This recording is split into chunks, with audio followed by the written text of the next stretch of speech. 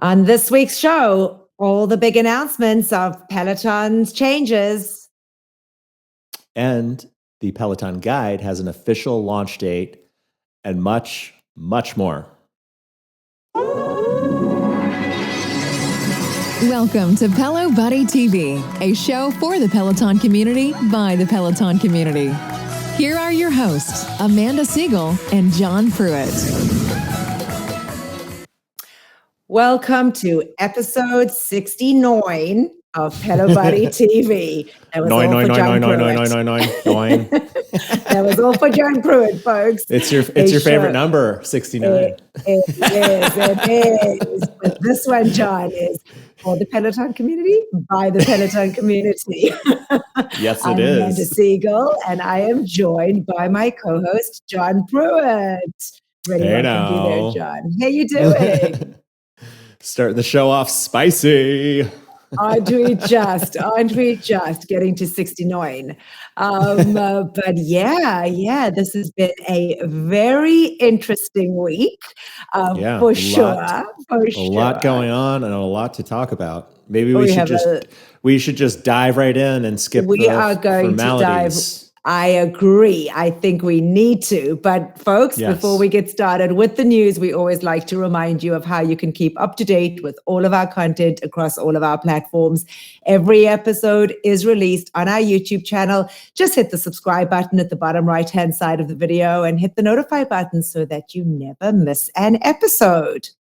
And you can also listen to us in all traditional podcast platforms and traditional podcast format. If you don't want to look at our beautiful faces, just search Pelo Buddy TV, click subscribe, hit notifications so you never miss an episode. And finally, we are on Facebook and Instagram and now Twitter too. So just search for Pelo Buddy and follow us on those platforms for all of the latest news. But yes, let's get on with the show. First, let's do a rundown of the latest Pelo news. Well, folks, where do I begin? It has been quite a week in the Peloton world. And of course, we are here to break it all down for you. I guess I'll kick it off with probably the biggest news of the week, the stepping down of CEO John Foley and welcoming new incoming CEO and president Barry McCarthy.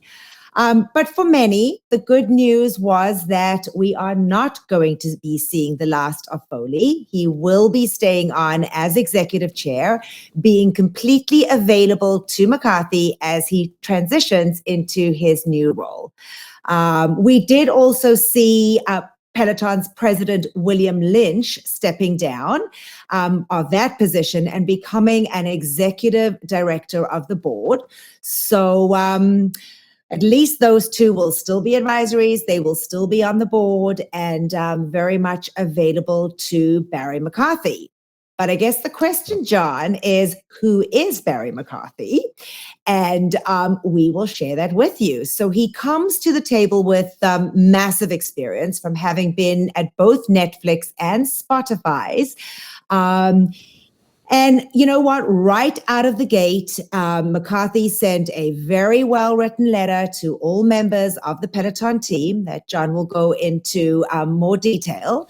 But I did love, John, how his opening line in his email was a very lovely shout out to both Dennis and Matt, which definitely felt was a good icebreaker. And he was very complimentary of John Foley, mentioning how he plans to leverage all of his superpowers, as he put it, his ability as a product, content, and marketing visionary, and together hopes to regain Peloton's momentum and its success. With that news of Foley stepping down, the announcement of some of the restructuring plans, which would entail a reduction of approximately 2,800 global positions, was probably the hardest pill that everybody had to swallow. Clearly we all know that Peloton is, struggling financially. And, at this point, with the demand being way less than it had been, reducing the staff probably does make good sense from a corporate perspective. But for all of those dedicated, hardworking employees, it's devastating. So there is no question that, that is an aspect of this downsizing that I think folks really took to the hardest. Again, we'll talk more about, as we progress with the show, we'll talk more about what the steps have been, the steps that have been taken to help those employees. We also heard that Peloton will be closing their US-based manufacturing plant that was in development in Ohio. So it was known to all. Well, shutting down the project, I guess. The project of it, I guess. I don't even think they ever broke ground. They didn't break ground. I think you're 100% right, but I think they're kind of shutting down the thought of moving forward, on that. As you guys will remember, it was called Peloton Output Park. And I know that for lots of folks, they were really excited about the anticipation of it opening and having the ability to go and check it out and get to see potentially, production, in the works. They had a little ceremony there, and some local members that were business owners were invited to join, and they all had, Peloton hats, and some of the members got to keep the Peloton branded shovels that they used, to dig those first couple mounds of dirt. And Foley was there, and JV Nava from the Peloton community was there as well. So yeah, it was just, and it looked like it was going to be such a beautiful campus with all these different facilities. So it's kind of sad to know that that's not going to happen. And look, who knows what will happen in the future?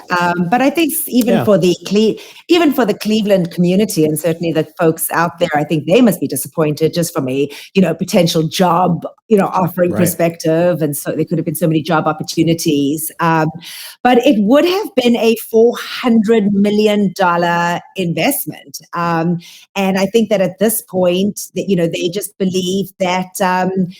Third-party manufacturers, Rexon and Tonic, can handle the capacity. And, since demand has slowed down so significantly, the need for something. And remember, this was announced, in the midst of the pandemic when they could barely keep up with demand. We all know the absolute frustration people were going through in waiting weeks to get bikes and months treads. For the Bike Plus, yeah. Right? Months. So, I think that for right now, again, probably makes the best financial sense in just let's lay off that, and who knows, maybe it'll be something they'll look at, renegotiating something in the future. But for now, that has been put to bed. We did also learn, not surprisingly, that Jill Foley, John's wife and the VP of Apparel, will also be stepping out of her role in the next coming months. So that is something that I don't think comes to much of a surprise. It would be strange having her in a senior position with him having stepped down as CEO. And it was also announced that an effort to cut down on expenses, Peloton will actually begin to rely more on third-party delivering partners like XPO. It was announced on the earnings call that up till now, the delivery teams made up 60% of Peloton employees, and only 40% were partners who delivered, equipment around the country and the world. Moving forward, though, they are looking at switching that completely around, with their own teams only delivering about 40% and third-party providers being the majority deliverers, with about 60%. So, one good thing, though, that Peloton CFO Jill Woodworth stated was that they would be working with all of the third-party delivery providers to ensure a consistent delivery experience across all of its providers. So, I think that's probably a concern of folks that are still going to be waiting for their, bikes and treads. What does this mean? Having a third party now being, the majority one to deliver. But I guess time will tell. So, I think a lot of members are really.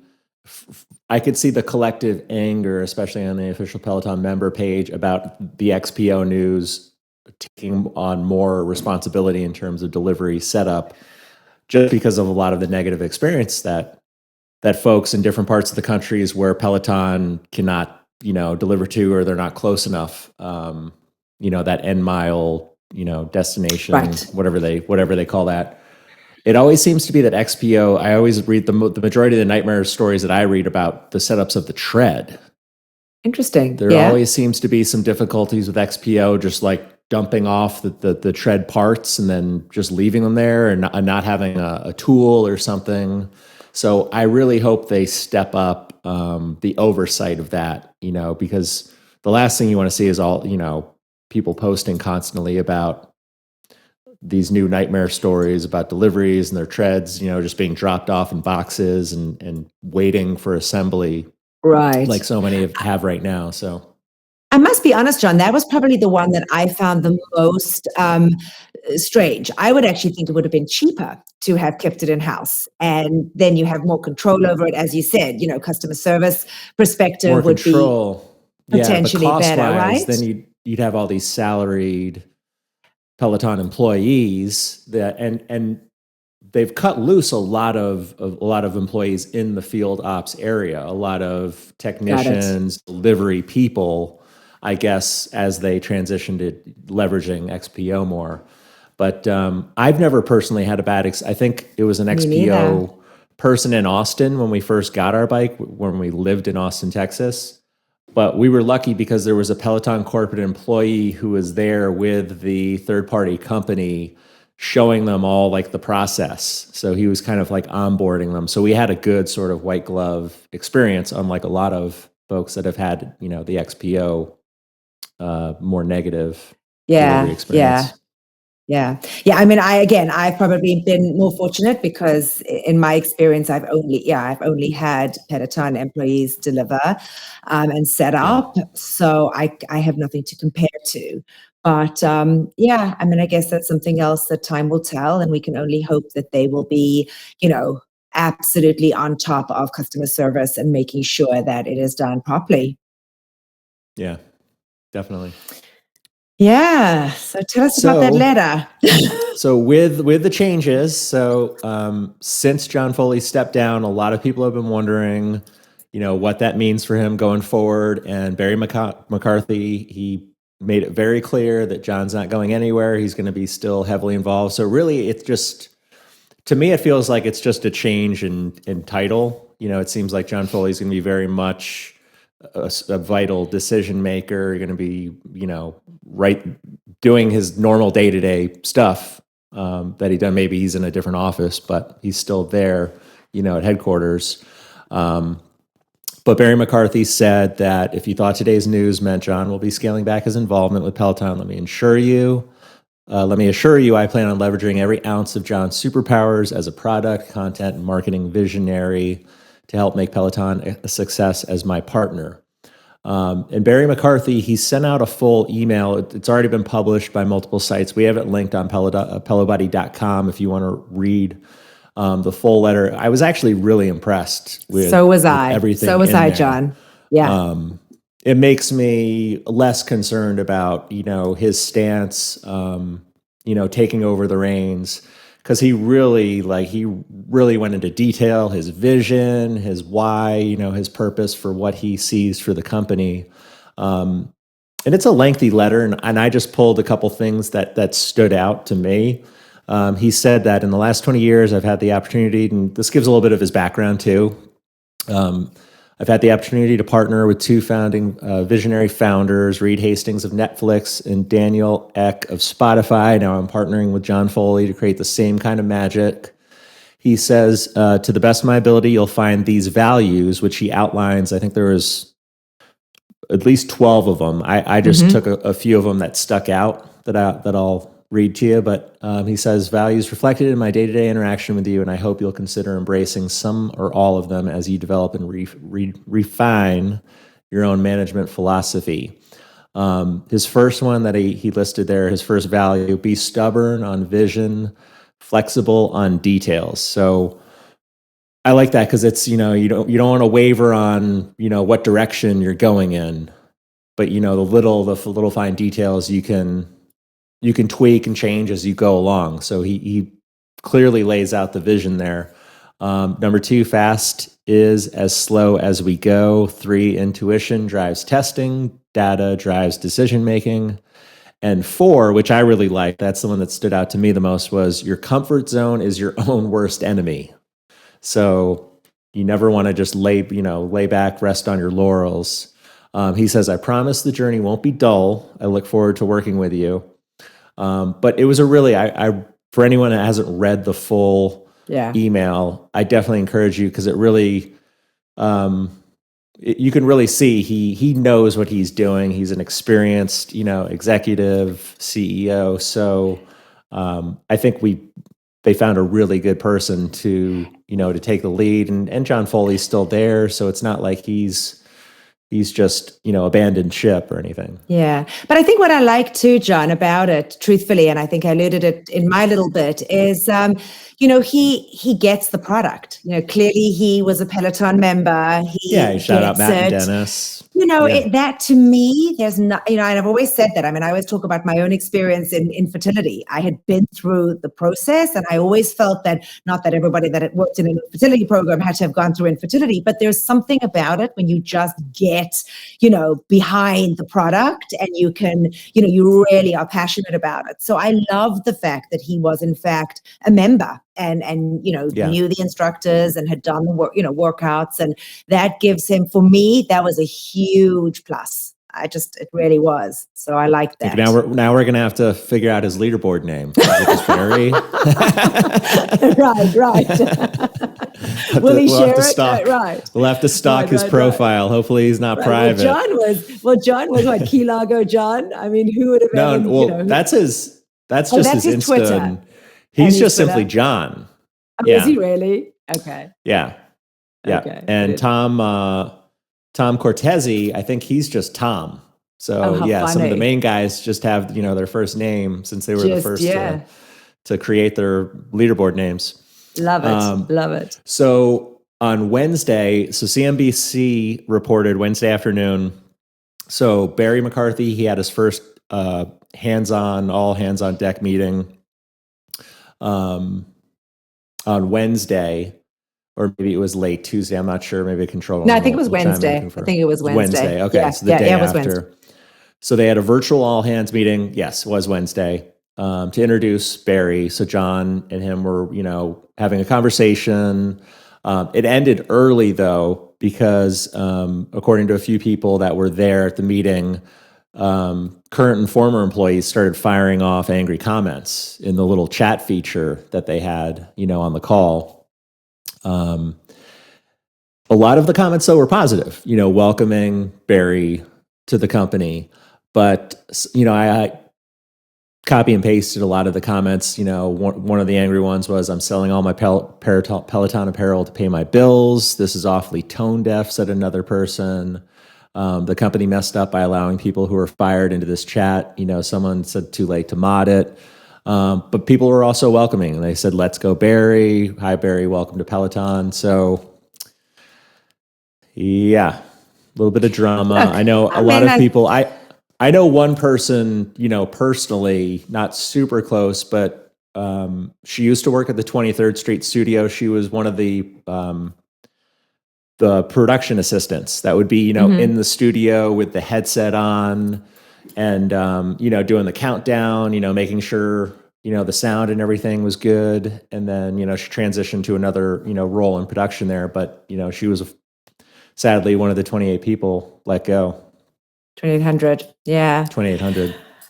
Yeah. Well, look, the next story kind of leads us into, into what they're doing, which I think is pretty awesome. So since the announcement on Tuesday, of the 2,800 layoffs, we have seen numerous crowdsourced lists and databases, plus an official one from Peloton popping up in an effort to actually help these employees find jobs who have been affected. And I have to tell you, I thought that was pretty awesome. I don't think I've ever seen that with a big layoff like this, where not only does a company provide, the references and background and give folks the ability to know that their team are fantastic. It's just an unfortunate circumstance. But what we did see is that there were 3 posts actually on LinkedIn that have actually gained quite a lot of traction over this past week. And I think I think that they're good. One is from a Peloton employee who was included in the layoffs. He started a Google form to collect information from those affected by the layoffs and created a database for all those searching for new opportunities. He said, it's our understanding that the form has already received hundreds of responses. So, that's pretty positive. There was another post from Peloton's director of social media, and that went on to say, the last 4 years of my career have given me a front row seat to watch some of the smartest, hungriest, most inspired marketers, engineers, product managers, salespeople, recruiters, podcasters, PMs, creatives, and more paint their professional masterpieces at Peloton Interactive. I know every single one of them have many more masterworks in them, and you should get to be a part of what they do next. Social media doesn't solve every problem, but it can help solve this one. And she too created a database that included both laid-off Peloton employees searching for work and crowdsourced job openings across the country. So that was really, really cool. And then lastly, a Peloton alumni directory, which they have created in partnership with RiseSmart, has in fact now gone live with profiles starting to be added. And Foley did announce on Tuesday that they would be taking numerous steps to assist affected North American employees, including cash severance, extending equity vesting periods to the end of February, extending their healthcare coverage, and providing career services through RiseSmart. He also added that layoff employees would have complimentary membership to the platform for an additional year. Not sure how that last one went down, but I think some people took that. They were offended by that, and I could see that if I was like 100%. Oh my goodness, 100%. But you know what? For those that are as addicted as we are, and I'm sure tons of staff must have felt the same way that we would have, if we were working there. It's at least nice to know that they something. If you're going to keep your bike or your tread, at least it's $40 a month you're saving. The membership, so it adds up. It certainly does. So I think that I was impressed with how much they have gone out and desperately tried. Dara Tressida had something on her social media talking about it. I think that they're definitely, I'm sure it's painful for them too. There's nothing worse than layoffs. And I've certainly seen it in our business, when the pandemic hit and we suddenly were stuck with a situation is, what's going to happen? It's tough, but sometimes, you just got to to keep afloat. And this, I think, was one of them. Well, I'm sure the instructors are also pretty sad because it's a lot of them have close relationships. They're good friends outside of work with a lot of, the staff in New York City. And, the instructors probably might feel a little guilty too, because not, their jobs are all safe. Correct. That element has remained, they said Correct. They're not making any change to the instructors. They're going to still put out the same quality content. Yeah. And I know and Tuesday morning when everything went down, when it was announced, Jen Sherman was very visibly shaken and somber, and she was acting very nostalgic. She was talking, she was saying how we need, everybody, we need each other, right? And she didn't really directly say anything about the news or the company, but you knew that's what was weighing on her heavily during both her little 20-minute back-to-back rides that she did that morning. So interesting. Yeah, go ahead. Yeah, because throughout it, she wasn't really doing shout outs. She was just shouting out her OGs that have been with her, from day one. So yeah, you could really, and she wears her heart on her sleeve. Heart on the sleeve, for sure. Something like that, she's not going to be able to hide and just put on, a straight face and get through it, which is why myself and so many other people love her, because she's, right. She's very forward with her emotions and how she teaches. Yeah, it's interesting because I saw a very similar response from Aditi.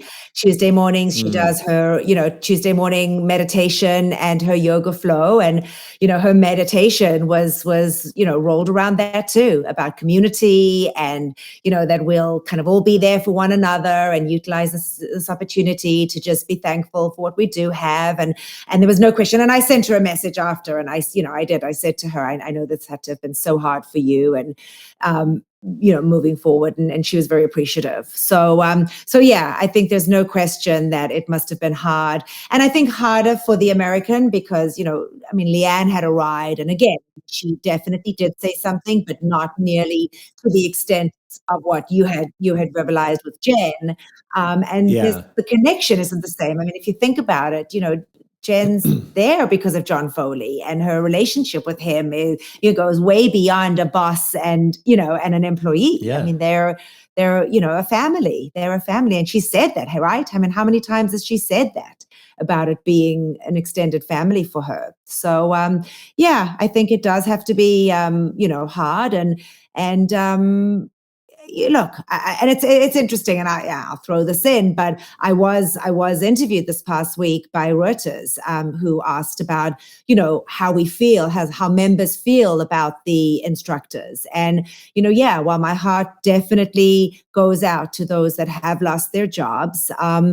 What attracts me to the platform are the instructors and how the instructors have brought community together. They're a vital part of that. Just look at Jen's response to to the death of one of the members. She was shaken and moved, and it brought a community together. So, I think that it was an important. I didn't quite like the fact that I was referred to as a rabid super fan. There was certainly a negative connotation there, I think. But I will say. Or like stalker would be appropriate. Stalker would have been appropriate. Stalker, groupie.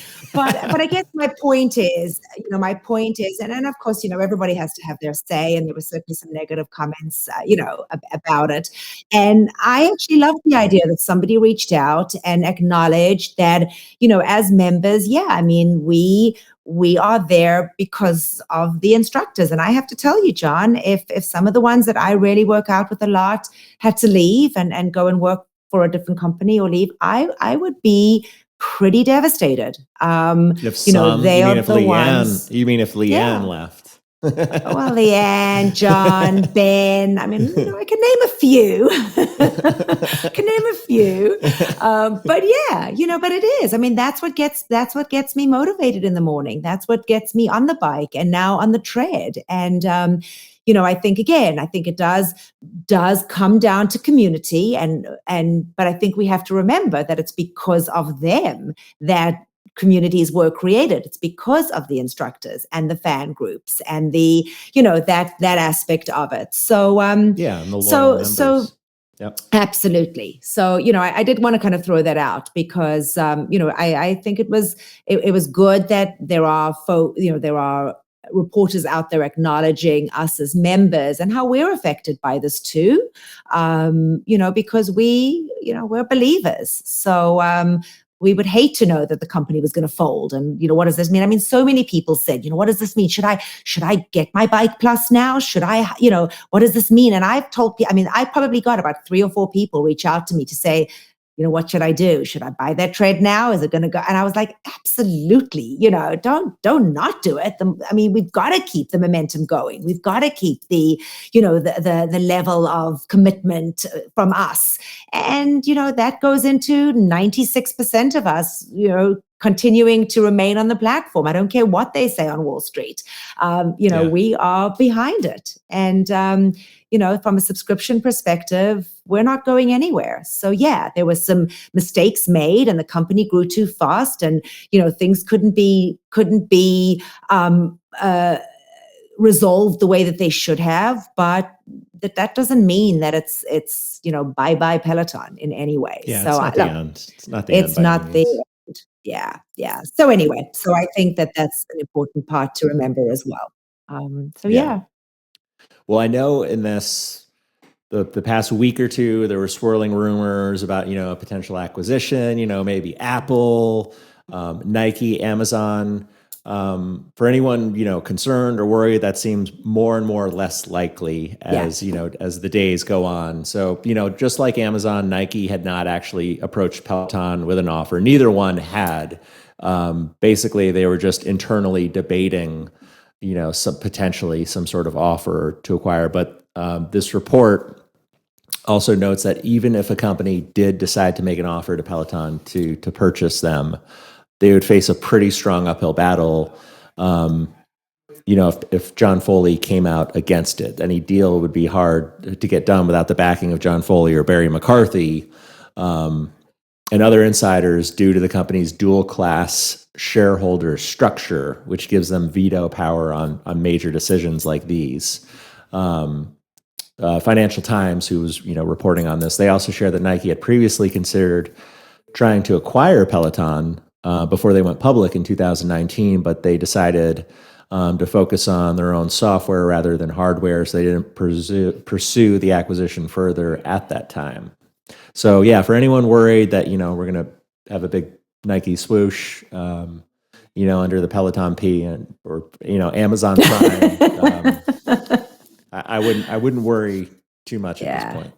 Yeah, and I think it was mentioned too, the fact that McCarthy, has relocated from the California area to the East Coast is enough evidence for us to say that he's there to bring it back to life and figure out how he can move it forward in the best possible way. And this is what his background is. It's all about subscription subscription entities. That's exactly what Netflix and Spotify are all about. So he definitely has the knowledge. Content. Yeah.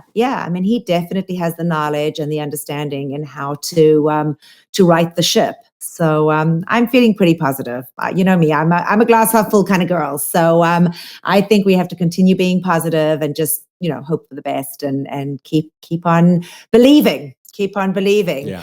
So switching gears, one good thing that came out of the earnings call on Tuesday was that Peloton did announce that new Peloton guide that we spoke about last week, and we're not sure as to when it was going to be released.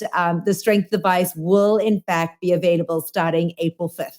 So again, we've shared this with you before, but just to reiterate, the guide is going to cost $495. It will come bundled with a heart rate band. The heart rate band was in fact made available separately just last week.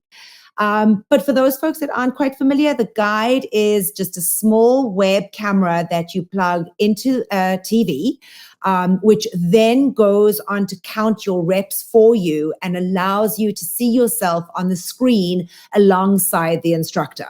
So it kind of gives you an idea as to whether or not you're doing it correctly. It doesn't tell you whether you're doing it correctly, but it will guide you, and you need to kind of follow the instructor in order to determine that you are in fact doing the workout properly.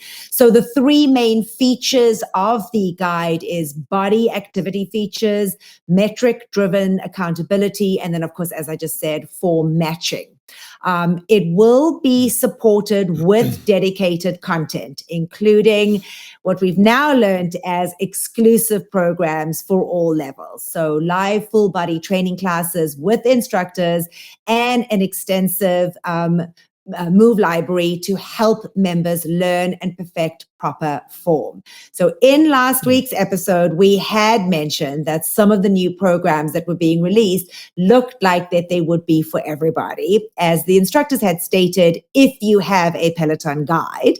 But moving forward, we do believe that these might be exclusive to those folks with a Peloton guide. So, again, the guide will have a soft launch with not a lot of marketing spend. So they have decided that initially they want to go ahead and kind of just soft launch it. This does go hand in hand with Peloton's plan to reduce their marketing spend until the middle of the year. So, if you're interested, I guess it's through podcasts like ours that people will learn about it, or word of mouth, folks talking about it and using it. So definitely be vocal. If you get one, we want to hear about it. We want to hear, whether you like it or don't like it. And we'll certainly push the product that way. I'm not sure how I'm justifying getting it after just having bought my tonal, but I'm not getting it. I was about to ask you if you were going to get it. Yeah, you mentioned that you mentioned last week that you weren't. I'd like to get it just to see how it works. I would rather wait to see, especially if you can't, return it or try it out for 30 days. I would much rather wait to see from somebody who's been using it for a while to really get some good I think that's what I may do too, especially since I did just purchase the tonal.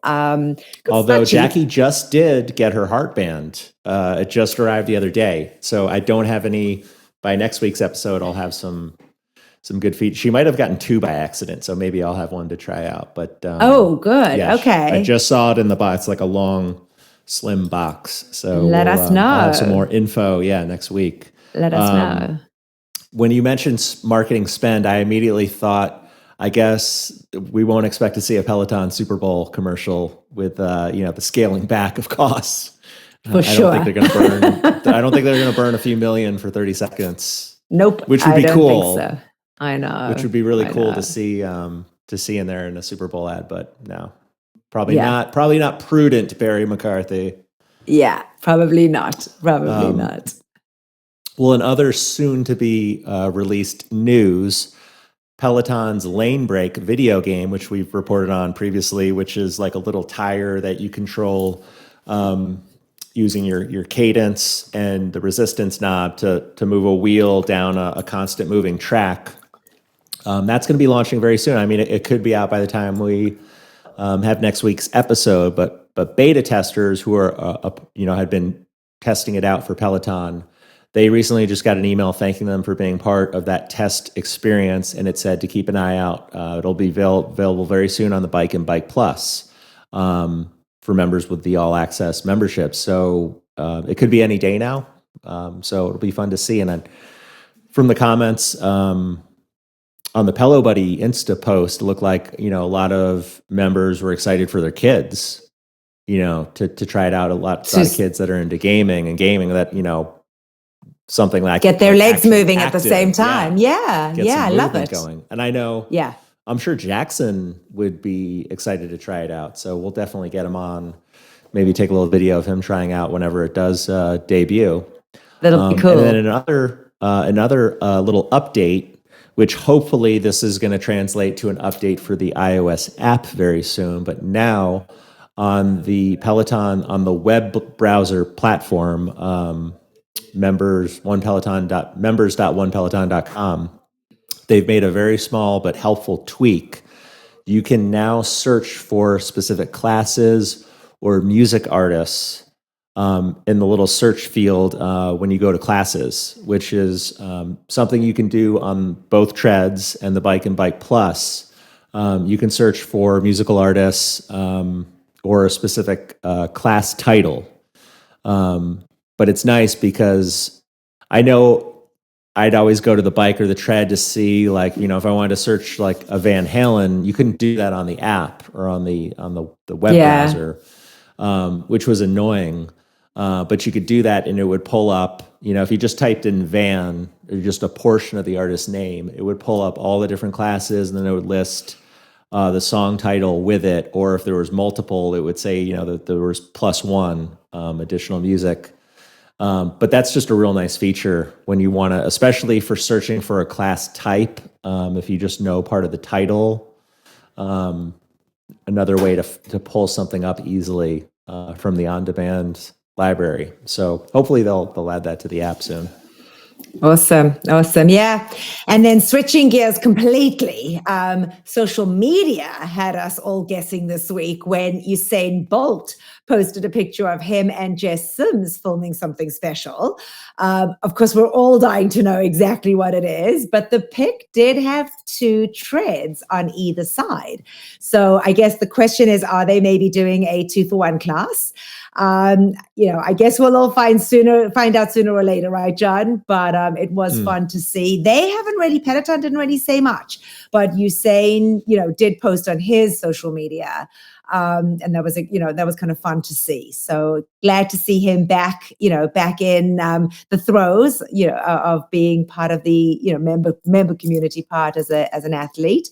And I guess we'll wait and see what happens and what that means. But my guess is perhaps a 2-for-1, although I would be pretty intimidated if I was on a treadmill next to Usain Bolt. So yeah. I'm not sure how Jess feels, but you know what? Jess is so cool. She couldn't give a damn. I mean, I'm sure she probably had the best time with him in whatever they were doing. And she probably just went right with the flow, right? I mean, it's just Jess. Pretty cool either way. So yeah, it'll be fun. Whatever content. Hopefully it's a 2-for-1, like you said. That'll be fun. Maybe a power walk. Another artist series, we've got a Verzuz Ultimate Mix. So Peloton's collaboration with Verzuz continues this month with the Ultimate Mix, a series of compilation classes featuring songs from every past Verzuz battle.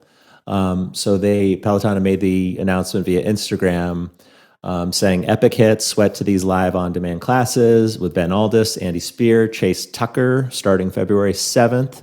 Our head-to-head classes are all still available in the Verzuz collection. But this installment will feature 3 classes, ride, run, and a strength class. And there's a 30-minute Verzuz Ultimate Mixed Ride with Ben that happened on the 7th. 20-minute Verzuz Ultimate Mix Upper Body Strength with Andy from the 8th. And then there was a 30-minute Verzuz Ultimate Mix Run with Chase Tucker, and that dropped on demand on February 9th. So they're all up there for you to check out in the library. Yeah, and there was also another artist series dropped this week, and this time it was from legendary producer Swiss Beats. There were 3 classes that all happened live, and they were literally back to back to back. So Marcel Dinkins, Alex Toussaint, and Adrian Williams running, cycling, and strength. So Marcel had a 30-minute run that dropped on Wednesday at 7 p.m. Eastern, on Wednesday the 9th at 7 p.m. Eastern. Adrian then followed that with a 20-minute arms and shoulder strength class. It dropped at 7:30 p.m. So you could literally go from the tread to the strength, and then you could just hop on the bike with Alex Toussaint, and he had a 30-minute ride that dropped at 8 p.m. Eastern time on Wednesday. So they're all on demand now if you didn't have the ability to do the 3. But I thought that was kind of cool that they kind of dropped one after the other at the same time. So yeah. Well, we're going to have a new artist series. It'll probably be announced, I would guess. They always, do it like a day before, right before it happens. But so probably Monday or Tuesday, I would guess. But it's looking like it's going to be a Tribe Called Quest artist series. So Peloton had posted a little video of little cartoon characters pushing up a Peloton P with their sped up voices, which I was trying to figure out if it was part of a song, a Tribe Called Quest song. What exactly? Because it was just like these super fast, like chipmunky sounding voices. But all it said was "Get the Vibe 2/15." February 15th. And the logo, the coloring of the Peloton P and the little characters, they were in the traditional red, black, and green colors that the Tribe Called Quest band has used in a lot of their album art, cover art. And Tune Day has the Wednesday night artist series time slot on the 16th at 8 p.m. Eastern time. Currently, it's labeled as a 30-minute hip hop ride, to throw us off. But that's looking like she's going to have the ride. I don't know about the other instructors, who's going to have the run or a strength. But I'm sure, Monday or Tuesday we'll get the full deets. But based on every single comment on the official Peloton Instagram post, everyone seems to think it's a Tribe Called Quest. So everyone figures it out pretty easily. So I'm not familiar with them, so I guess I'll have to wait and see. Are you? I know a couple of their songs, but okay. I'm not even going to try to. I'll sound silly trying to, if I try to think of it and I don't have the right, if I have a completely different artist. So right. Yeah. So we'll have to wait and see. We'll wait for 90s. Next week. Okay. Yeah, they were real big in the mid 90s, early 90s. They had a couple, popular MTV videos. Got it. Yeah. Awesome. Yeah, Good. I was trying to think of the one song, but yeah, forget it. Good. So we got some instructors in the news. We do. I guess that wraps up the main part of the news. And we have a couple things about the instructors in the news. First up, for all you NBA fans, our very own Alex Toussaint will play in the 2022 NBA All-Star Celebrity Game, which will be held next Friday, February the 18th. It's at 7 p.m. East Coast time. The coaches will be NBA legends Bill Walton and Dominique Wilkins, and Alex will get to play on Team Walton. He'll be joined by the following teammates: Jamie Allen, singer-songwriter; Brittany Elena, host, actress, athlete, and model; Machine Gun Kelly, singer and songwriter; Derica Hamby, she's a Las Vegas Aces forward. The Las Vegas Aces forward, excuse me. I didn't get that right. Noah Carlock, I didn't know any of these people. Fanatics All-In Challenge winner. Nigel Huston, Olympian and professional skateboarder. Matt James, okay, I knew him. ABC's The Bachelor. Quavo, rapper and recording artist, and Ranveer Singh, who's an actor. So not sure how many of you are aware, but Alex has previously collaborated with ESPN.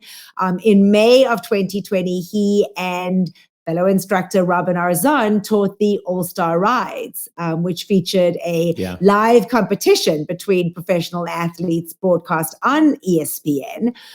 Alex also led a special ride around the Last Dance documentary that aired on ESPN about Michael Jordan. So it definitely seemed fitting. Yeah, remember that?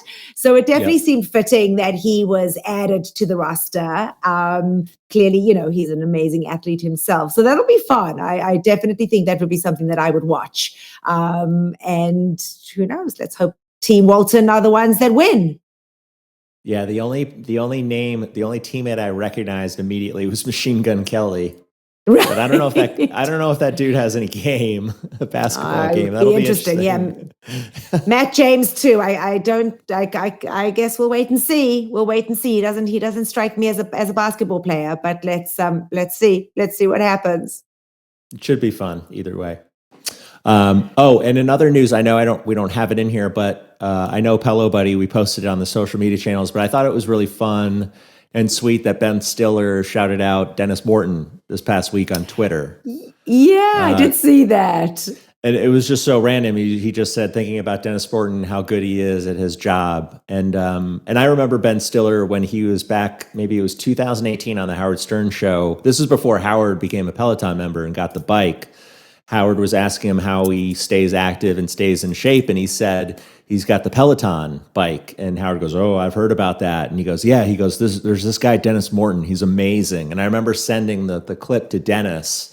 Yeah. And, he was so appreciative, because he hadn't heard it, but everyone was talking about Ben talking about him on the Stern show. That very cool. Very cool. Yeah. So he's super into it. I guess he's still into Dennis after all these years. Yeah. He must be a big Power Zone. I'm guessing he's big into Power Zone. Power Zone. Yeah. If I were to guess. Yeah. We don't know his leaderboard name. Him and Barry McCarthy. Maybe they ride together. Yeah. No one's cracked the Ben Stiller leaderboard name yet. Name? So that's too funny. We're still working on that one. But in other instructor news, so it seems like Shape, they get an instructor, Shape magazine, they get an instructor interview every week. And Adrienne Williams was featured this past week.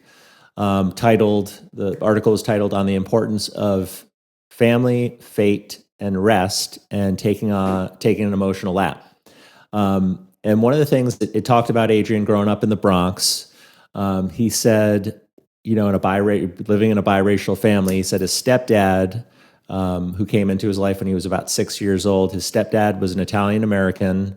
He was white from the other side of the Bronx, and there was a lot of things I experienced at a young age. My grandma didn't accept that my mom was dating a white man, so they didn't speak for a year. And he watched her come back and battle that old trauma that she experienced.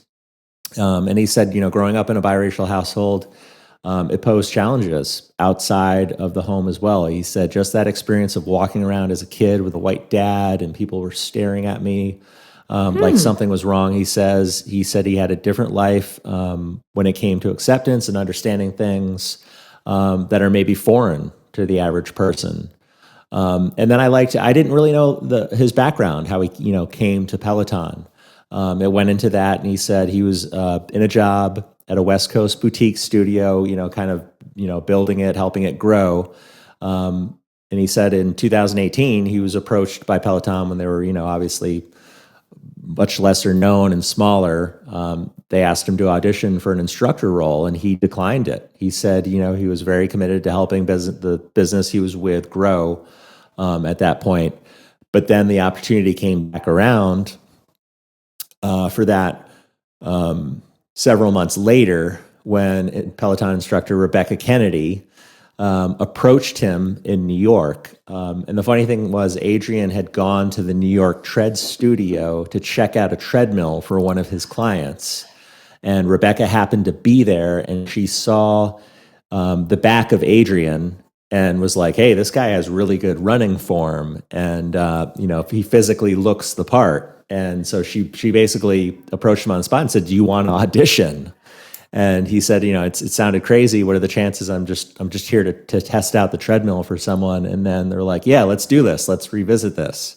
So that's how it came to be. I love that. Yeah, because we had spoken about it before, that he had, and in fact, I thought it was the other way around. I thought that he had auditioned and Peloton didn't want him, but they actually did want him. And it was him that didn't want it initially. So that's so awesome. It's funny, Rebecca, she's responsible for a lot of, because she was the first strength tread instructor that Peloton brought on to launch the whole tread studio and strength studio. And it's funny, like she recruited a lot of the big ones. She got Andy Spear. But it was funny, she always approaches these people and they sort of they turn her down or they're not ready yet. Cause Andy, she had been after him for a while to bring him over to Peloton. He initially, didn't join, but then finally came around. Same thing with Jess Sims. She's responsible for bringing Jess Sims over to Peloton, but initially she said she wasn't ready. So a year later, she finally, she keeps working on them. She plants the seed.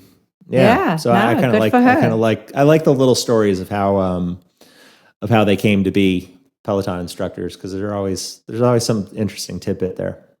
Yeah, no, that's awesome. I'm really glad that I got to understand that, because we had spoken about it before, so that was really good. Yeah, well, Robin got interviewed yet again.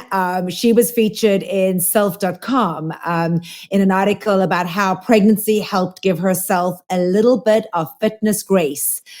So the article starts off with Robin sharing how her first postpartum jog along the West Side Highway, 4 months after giving birth to her little Athena, couldn't help but have her in tears. And she said that her fitness just felt different. Her pace was slower, her core was weaker. And she goes on to say that the whole experience felt demoralizing. But, you know, as we all know, she is a queen and a beast. And it didn't take her long to get back to being the strong mama that she is. And we all know that she, you know, ran the marathon last year. So pretty awesome. But I think it was a wonderful article because I think it gives us women the perspective of don't be so damn hard on yourself. You know, I mean, your body changes after having a baby, no question. And it doesn't matter how fit and how healthy and, you know, how much you take care of yourself while you're pregnant. You do have to recognize that it's going to take time to get back to where you initially were. And I think reading it from Robin's perspective was humbling, humbling for her and humbling for us as women in recognizing that, and I think even for men, you have an injury, you have to have surgery. One has to recognize that it takes time to kind of get back to where you need to be. She does also talk about the release of her book, Strong Mama. And today she's on a mission to help new moms and the next generation of hustlers.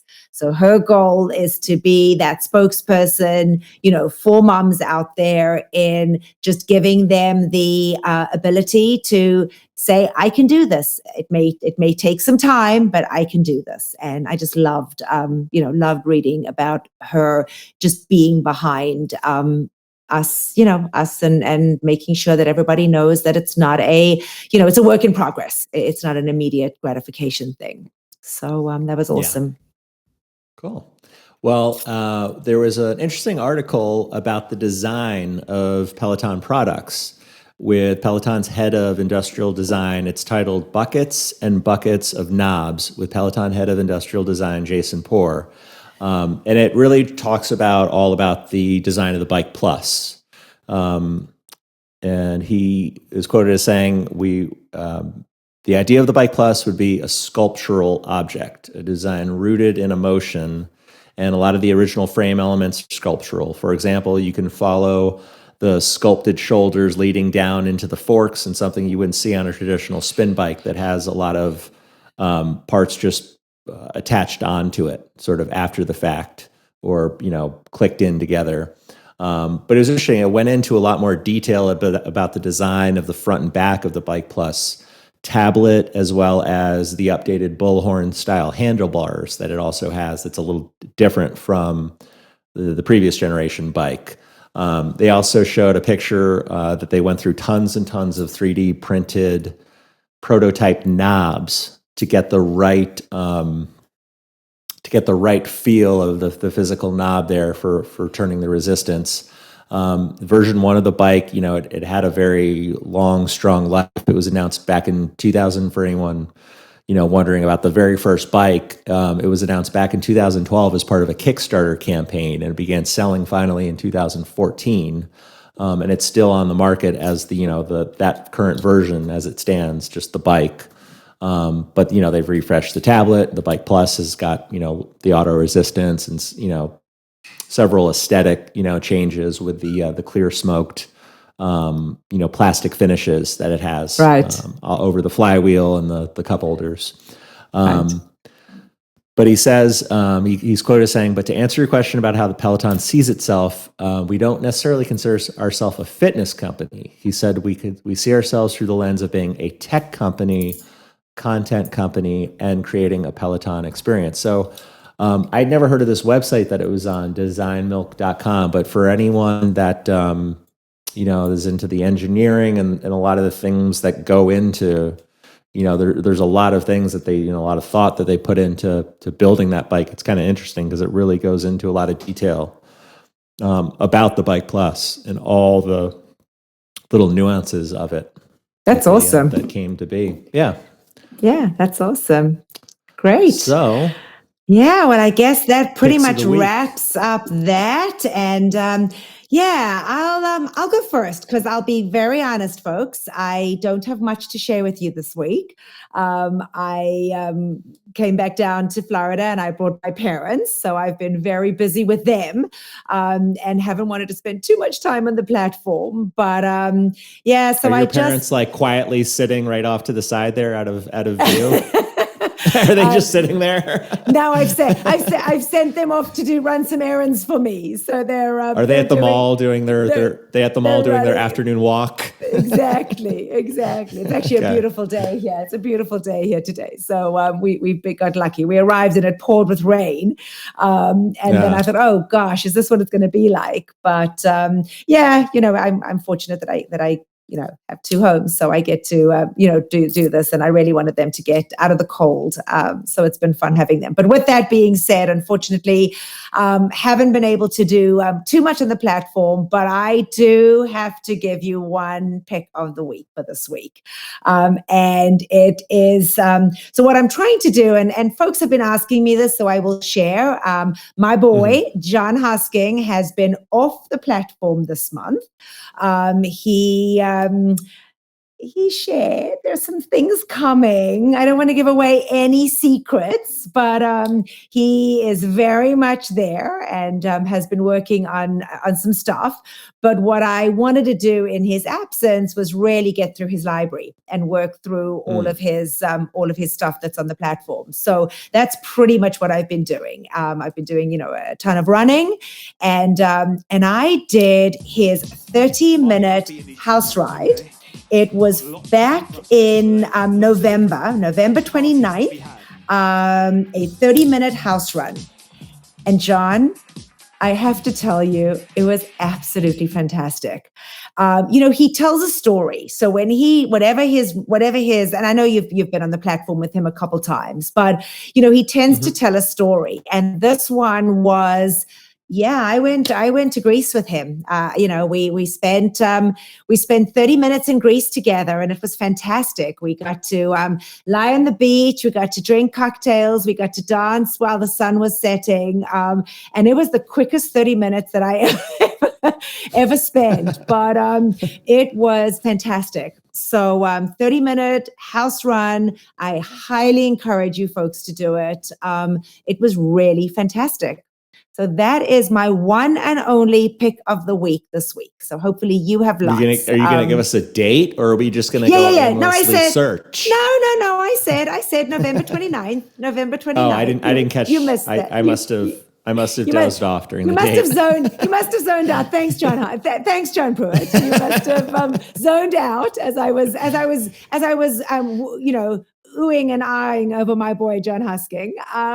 But what about Leanne's? I figured you would do Leanne's 80s rock ride. That's why I didn't put it in my picks of the week, because I thought it was a pretty solid I feel 80s ride. Guilty. It was fantastic and I loved it. But I feel guilty that I only shared Leanne's ride. So I just figured I would, this run was one that I really don't want folks to miss. And there are so many folks that have been quite appreciative of finding out about John because they didn't know about him. So I figured that I would share that one. But you're more than welcome to share. Leanne's 30-minute 80s rock was phenomenal. This past week. Yeah, that was a good one. It was. Had I known, I might have thrown it in, but I'm already locked in. I got a little trio of picks. Go for it. First off, Cody's 30-minute pop, not his most recent one. This is one that I had been waiting to do. It had been sitting on demand for me, and I hadn't gotten around a chance to doing it until this past week, but it's his 30-minute pop ride from Tuesday, February 1st, super fun. It's basically an all boy band playlist. So throwbacks to Backstreet Boys, Hanson, One Direction, NSYNC. He even has Marky Mark and the Funky Bunch in there. Super fun one from Cody. Then Emma, a 45-minute classic rock ride with Emma Lovewell from Thursday the 10th. It starts off with Steve Miller Band's Fly Like an Eagle, which is kind of like a super chill classic rock song. REO Speedwagon, Bruce Springsteen, a little Skynyrd, The Police, Billy Joel, Queen, U2, and the Beatles. So real good, solid playlist from Emma Lovewell. And then Adrian Williams, who I've really been getting into running and boot camp with lately. He's got a really good 30-minute, super ratchet, explicit 90s hip-hop tread boot camp from this past Friday, the 11th. It was real fun, pretty tough on the floor. There was a good on the second tread segment. We had a a 3-sprint segment, three sprints that got me going. I maxed it out at 12.5 speed on the final sprint. I really like to sprint. That's kind of like my strength on the. I'm not like a good endurance, sort of like holding a faster speed at a long time, but the sprinting I can handle because I can walk and I can cool off with the little breaks in between. But this one had that, but he had some good LL Cool J. He talked about, and it was I forget the name of the song, but it's it goes like and doing it and doing it and doing it. Wow, it's like super explicit there. But he was joking around in pre-show during it how he would never play that song for his mom. And he was imitating funny. His mom, he was imitating playing it and his mom going, "What's the name of that song, Maurice?" Because I guess his mom calls him Maurice, his middle name. Yeah. And then so there was Wu-Tang, Notorious B.I.G., Trick Daddy. So yeah, real good strength. 30-minute 90s hip hop tread boot camp from Adrian to round out my third one there. All right. Well, I'm going to have us swing back to me because I cannot believe that I forgot about this. I can't believe that I forgot about this, but maybe just because of the travel and because of when we record the show. John, I did my first tread boot camp and I loved it. Oh, and yeah. Of course it's a pick of the week. How could I not have had that? In your stories. Yeah. Folks, I apologize. So yeah, I just wanted that last little bit in there. But Maddie Giacomo, oh my God. I did Maddie's 30-minute 80s boot camp from January the 24th. And, I have to give it as a pick of the week. It's the only tread boot camp that I've done. But it was fantastic. No, it was fantastic. And fun. I love boot camps. It's going to be my Saturday mornings. That's what I'm going to do Saturday mornings, the boot camps. So, I'll get to live eventually. But I had my my ever faithful Gareth Jones, Funky-tastic. We were messaging in our group chat and he said, "What are you guys doing?" And I was like, "Oh, I've never done a tread boot camp." And he's like, "I'll jump on with you. Let's do it together." And it was fun to do it with somebody. But it was fantastic. And I mean, the playlist was, he had Whitney Houston. He had David Bowie with Let's Dance. He had Take On Me by a-ha, which is one of my favorite songs.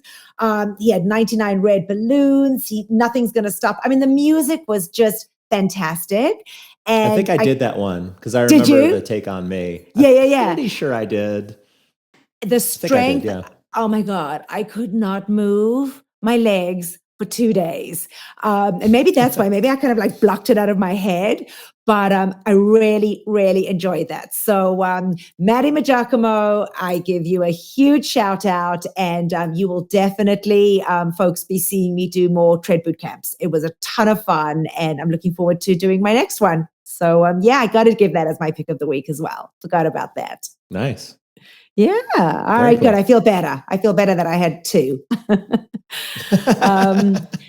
So I guess, John, that pretty much wraps it up. So folks, we came at you with a lot of information. Again, I think certainly those of you that listen to us or watch us are right there with us. We only want to see good, positive things moving forward. And while some of these things were hard for a lot of people to swallow, I think change is sometimes good. And we just got to believe that it's all for the right reasons. And Peloton will continue to just grow from strength to strength.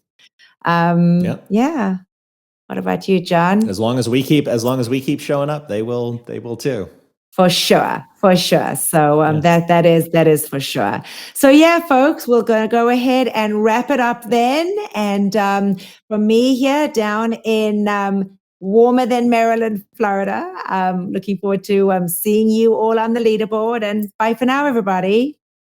Yep. And from me here in Michigan, appreciate you listening, watching us. And as always, we will see you on the leaderboard. Thank you for watching Pelo Buddy TV, your source for everything Peloton, by the community, for the community. Work out with us using the Pelo Buddy TV leaderboard tag and find us on Facebook, Instagram, and Twitter at Pelo Buddy. Don't forget that we have a podcast available so that you can listen to us while on the move. Just search for Pelo Buddy TV on any major platform and hit the subscribe button so you never miss an episode.